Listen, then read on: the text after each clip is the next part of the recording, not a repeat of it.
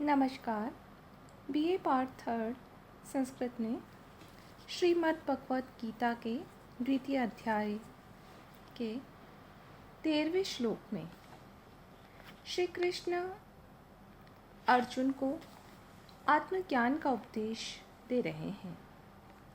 एक दृष्टांत के द्वारा वो आत्मा की नित्यता पर प्रकाश डालते हैं।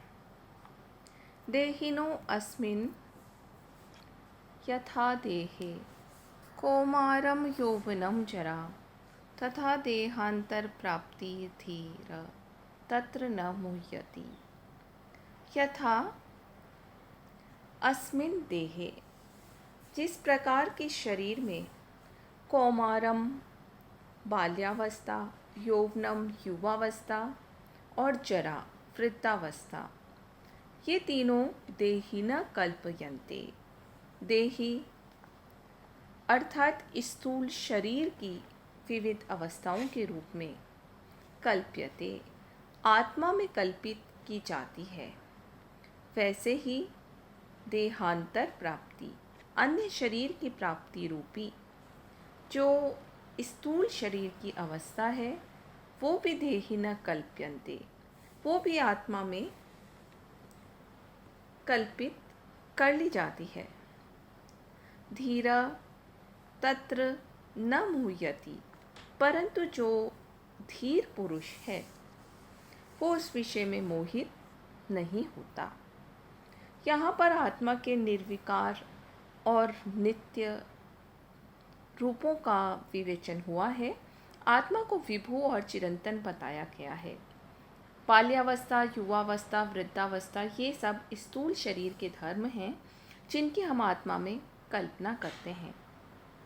उसी प्रकार आत्मा को विकारी मानकर एक शरीर में दूसरे शरीर में आते जाते समय उसे कष्ट मानकर के अज्ञानी जो शोक करते हैं, उसे भगवान अनुचित बताते हुए कहते हैं कि ये जो देहांतर प्राप्ति है, ये देहांतर प्राप्ति आत्मा की नहीं होती, अपितु शरीर की होती है, लेकिन आत्मा में कल्पित की जाती है। परंतु जो वास्तव में धैर्यशाली पुरुष हैं, धीर पुरुष हैं, विद्वान पुरुष हैं, वो तत्र न मुह्यति, इस विषय में बिल्कुल भी मोहित नहीं होते, मोह को प्राप्त नहीं होते। आत्मा की नित्यता और शरीर की नश्वरता को स्वीकार कर लेने के बाद सुख दुख आदि के विषय में अब अगले श्लोक में वर्णन किया जा रहा है। मात्रा स्पर्शास्तु कौन्तेय शीतोष्ण सुख दुखदा आगम अपायिनो अनित्या तान तितिक्षु भारत।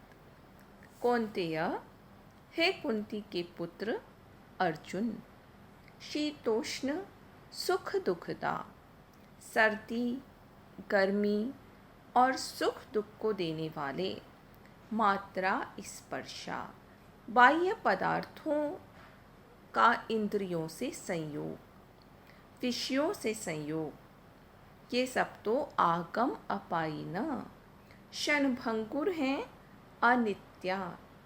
अनित्य हैं। इसलिए हे भारत, हे भरतवंशी अर्जुन, तान तितिक्ष्व, उनको तुम सहन कर लो। यहाँ पर श्री कृष्ण अर्जुन को कह रहे हैं कि जो भी इंद्रिय और विषयों के संयोग हैं, सर्दी, गर्मी, सुख दुख को देने वाले इंद्रिय और उनसे उत्पन्न विषयों के संयोग, ये सभी क्षणभंगुर हैं, नित्य हैं। इसलिए प्राणी को इन द्वंद्वों में हर्ष या विषाद नहीं करना चाहिए, तितिक्षा का भाव रखना चाहिए, सहनशीलता का भाव रखना चाहिए। वो ही सबसे उत्तम वस्तु है। विषयों को सहन करने से जो लाभ होता है, उसका अगले श्लोक में वर्णन करते हुए श्री कृष्ण कहते हैं, यम ही न व्यथ्यन्त एते पुरुषम पुरुषर शव सम दुख सुखम धीरम सोमृतत्वाय कल्पते। हे पुरुषर्षभ, पुरुषर्षभ ऋषभ श्रेष्ठ का वाचक है और पुरुषों में जो ऋषभ है, शूरवीर है, वो है पुरुषर्षभ। हे पुरुष श्रेष्ठ अर्जुन, सम दुख सुखम, सुख और दुख में समान रहने वाले, यम धीरम, जिस धीर पुरुष को एते ये इंद्रियां और विषयों के संयोग न व्यथयंती, व्याकुल नहीं करते, स वह अमृतत्वाय कल्पते, वो ही अमृतत्व के लिए या मोक्षत्व का अधिकारी होता है, मोक्ष का अधिकारी होता है। यहाँ स्पष्ट शब्दों में बताया गया है कि जो सुख दुख की निवृत्ति के सांसारिक उपायों में संलग्न है, वो मोक्ष का अधिकारी नहीं है। सुख दुख और इंद्रिय और विषयों के संयोग में जो व्याकुल नहीं होते, उनसे प्रभावित नहीं होते, वो ही व्यक्ति सच्चे मोक्ष के अधिकारी होते हैं। इसके बाद अर्जुन के शोक के विषय सत्स्वरूप आत्मा और असत स्वरूप देह का वर्णन किया जा रहा है। न सतो विद्यते भावो न भावो विद्यते सता, उभयोरपि दृष्टो अंतस् अन्योतत्वदर्शिन।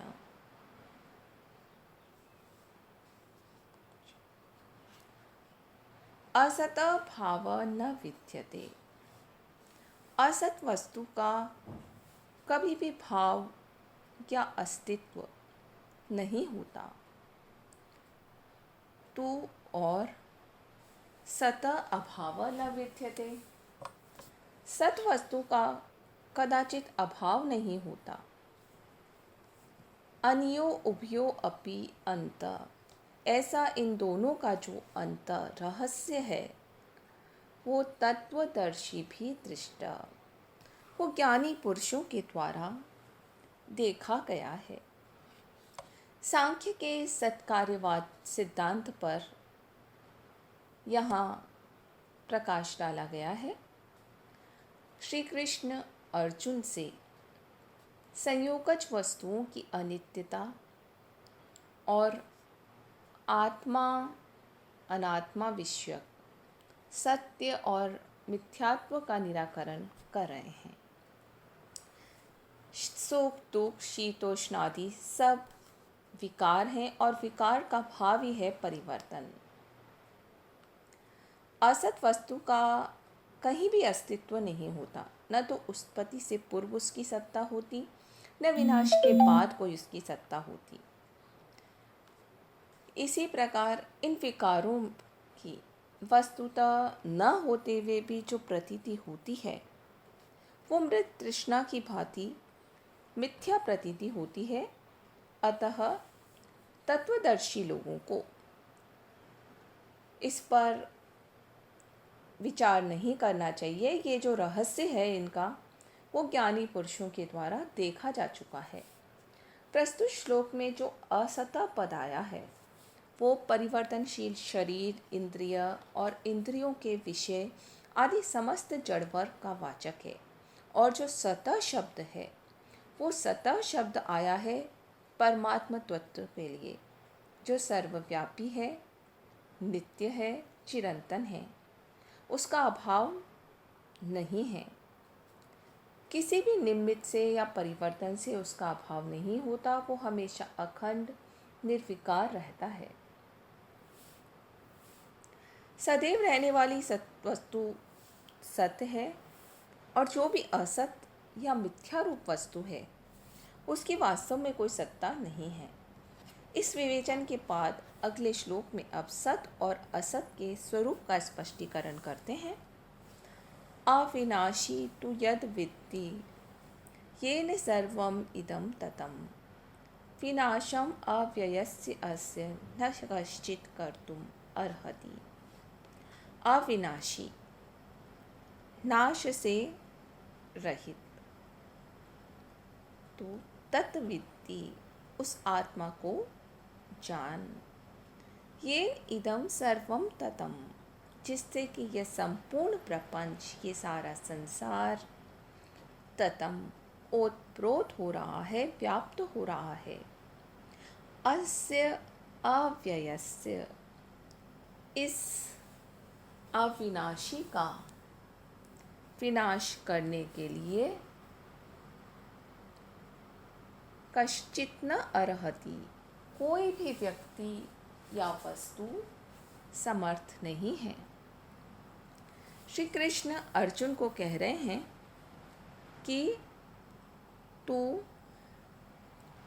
नाश रहित होकर उस परम आत्म तत्व को जान, जिससे ये सारा प्रपंच व्याप्त है। दर्शन शास्त्र में एक बहुत अच्छा उदाहरण मिलता है। रज्जु में सर्प की भ्रांति।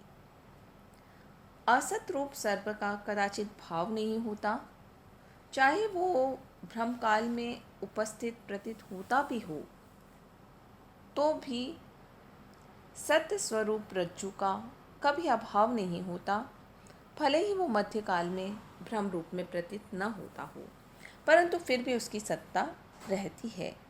शरीर, इंद्रिय, मन, भोगों की ये जो सामग्री है, जो जड़ वर्ग का वाचक है, ये सर्वम इदम पद से यहाँ पर उसका बोध कराया गया है।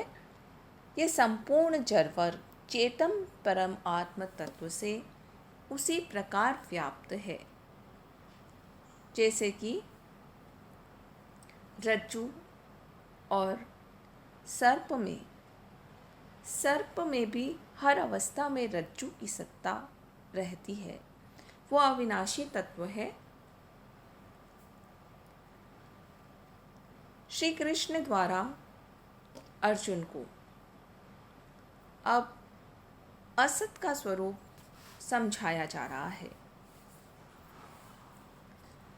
अंतवंत इमे देहा नित्यस्तुक्ता शरीरिणा अनाशिनो अप्रमेयस्य तस्माद्युद्धस्व भारत। नित्यस्य अनाशिना, अविनाशी, नित्य, अप्रमेयस्य, अप्रमेय से तात्पर्य है जो किसी भी इंद्रिय आदि द्वारा प्रमाण का विषय नहीं हो। शरीरिणा, आत्मा के, इमे देहा, ये सब शरीर तो अंतवंत उक्ता, स्वभाव से ही अंतवंत, नाशवान कहे गए हैं। तस्मात्, इसलिए हे भरतवर्षी अर्जुन, युद्धस्व, तुम युद्ध करो। आत्मा के जो भी विकार हैं, शरीर आदि, वो सब अंततः विनाशील हैं। यहाँ अर्जुन को कर्तव्य का बोध कराते हुए श्री कृष्ण कह रहे हैं कि तेरे शोक के विषय सत्स्वरूप आत्मा को कोई भी नहीं मार सकता और असत रूप देहों को कोई रख नहीं सकता। अतः अपने धर्म या कर्तव्य का स्मरण करते हुए तुझे युद्ध में प्रवृत्त होना चाहिए। धन्यवाद।